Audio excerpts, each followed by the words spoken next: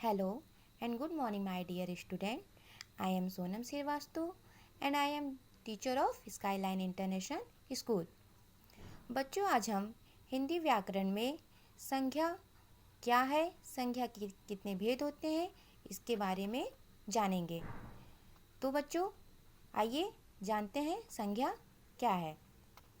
सबसे पहले बच्चों, हम कुछ आपको एग्जाम्पल देते हैं, उदाहरण देते हैं। अब हम चित्रों की सहायता से समझते हैं पहले संज्ञा किसे कहते हैं। तो बच्चों, पहला चित्र है, स्नेहा पुस्तक पढ़ रही है। स्नेहा पुस्तक पढ़ रही है। यहाँ पे बच्चों आप इस चित्र में देख रहे हैं कि एक लड़की क्या कर रही है, पुस्तक पढ़ रही है। तो स्नेहा यहाँ एक लड़की है और लड़की यहाँ पे क्या है, स्नेहा एक व्यक्ति है। पुस्तक पढ़ रही है। पुस्तक यहाँ पे क्या है बच्चों, पुस्तक यहाँ पे एक वस्तु है। तो वस्तु भी क्या है, संज्ञा है। आइए हम दूसरे चित्र की सहायता से समझते हैं। कश्मीर बहुत सुंदर है। कश्मीर क्या है बच्चों, यहाँ पे किसी स्थान का नाम है और स्थान यहाँ पे क्या है, कश्मीर है।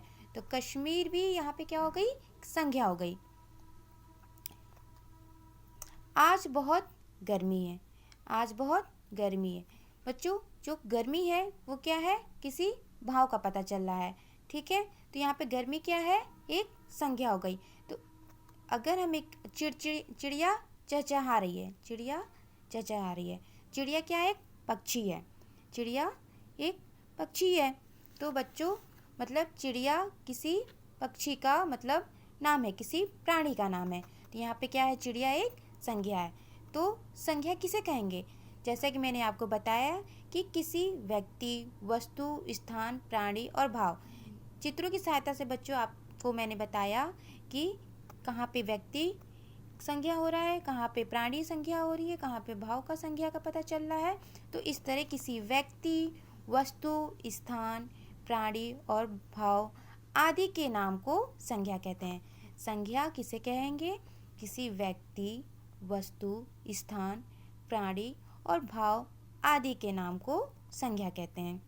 बच्चों अब हम जानते हैं संज्ञा के कितने भेद होते हैं। तो संज्ञा के 5 भेद होते हैं। संज्ञा के कितने भेद होते हैं बच्चों, संज्ञा के 5 भेद होते हैं। पहला, व्यक्तिवाचक संज्ञा। व्यक्तिवाचक संज्ञा, कुछ चित्रों की सहायता से बच्चों हम आपको समझाते हैं कि व्यक्तिवाचक संज्ञा क्या है। पहला, सचिन तेंदुलकर। सचिन तेंदुलकर क्या है बच्चों, यहाँ पे किसी विशेष व्यक्ति की पहचान है।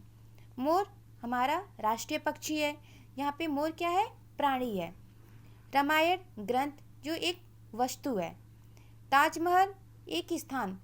ठीक है, तो यहाँ पे किसी व्यक्तिवाचक संज्ञा में किसी विशेष व्यक्ति, विशेष प्राणी, विशेष वस्तु, विशेष मतलब यहाँ पे किसी विशेष की विशेषता बताई जा रही है कि वो विशेष व्यक्ति हो, प्राणी हो, वस्तु हो, स्थान हो। तो वो क्या होता है, व्यक्तिवाचक संज्ञा होती है। नेक्स्ट बच्चों हम जानते हैं दूसरा, जातिवाचक संज्ञा। जातिवाचक संज्ञा क्या है, जिन शब्दों में एक ही प्रकार के प्राणियों, वस्तुओं तथा स्थानों के नाम का बोध होता है वे जातिवाचक संज्ञा कहलाते हैं। जिन शब्दों में एक ही प्रकार के प्राणी हो, वस्तु हो, स्थान के नाम का बोध होता है, जातिवाचक संज्ञा कहलाते हैं। कुछ चित्रों की सहायता से हम आपको बताते हैं जातिवाचक संज्ञा क्या है।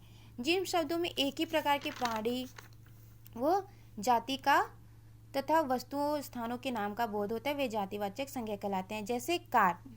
कार क्या है बच्चों, कार जैसे कार शब्द कहने से छोटी, बड़ी, देसी, विदेशी सभी कारों का बोध होगा। अगर हम कार शब्द कहेंगे तो वहाँ पे छोटी या बड़ी, चाहे देशी, विदेशी सभी कारों का बोध होता है। तो वहाँ पे क्या वो होगा, जातिवाचक संज्ञा। नगर।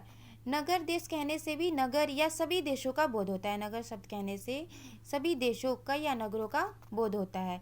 तो सभी प्राणी, वस्तु तथा स्थानों के नाम का बोध हो, वहाँ पे जातिवाचक संज्ञा होती है।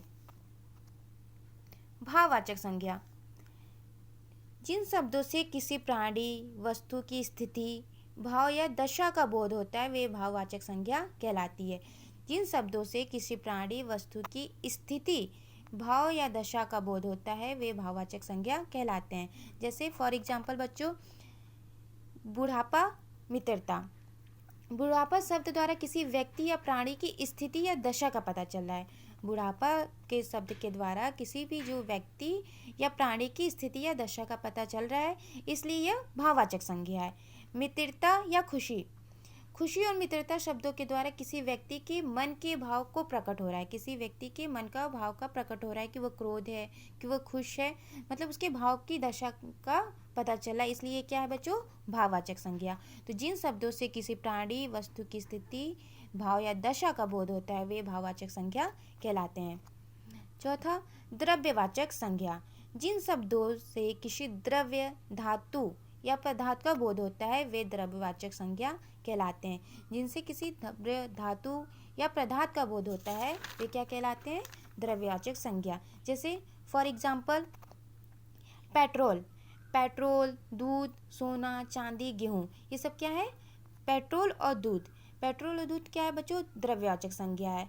लेकिन चांदी और सोना ये क्या है, एक धातु है। और अगर हम आपको एक एग्जांपल दें, गेहूँ, गेहूँ क्या है, एक खाद्य पदार्थ है। तो जिस शब्दों से द्रव्य में, जैसे पेट्रोल और दूध क्या हो गया, द्रव्य हो गया, सोना चांदी हमारा धातु हो गया, और एक गेहूँ क्या हो गया, हमारा खाद्य पदार्थ हो गया। तो जिन शब्दों से द्रव्य, धातु, पदार्थ का बोध होता है, वे द्रव्यवाचक संज्ञा कहलाते हैं। लास्ट बच्चों, एंड पांचवा, समूहवाचक संज्ञा। जो शब्द किसी समूह या समुदाय का बोध कराते हैं, वे समूहवाचक संज्ञा कहलाते हैं। समुदाय मतलब एक समूह, मतलब एक ग्रुप। जैसे एक गुच्छा, बच्चों यहाँ पे गुच्छे की बात हो रही है, तो चाबियों के गुच्छे की बात हो रही है। तो बच्चों ये गुच्छा कहने से बहुत सारे चाबियों का बोध हो रहा है, बहुत सारी चाबियाँ एक गुच्छे में लगी हैं। तो यहाँ पे एक चाबी नहीं हो रहा है, बहुत सारे चाबियों का बोध हो रहा है, इसलिए ये समूहवाचक संज्ञा है। तो उम्मीद करती हूँ बच्चों आपको संज्ञा और संज्ञा के भेद के बारे में समझ में आया होगा। अगर मेरा वीडियो आपको पसंद आया तो लाइक और सब्सक्राइब जरूर करें। Okay student, thank you.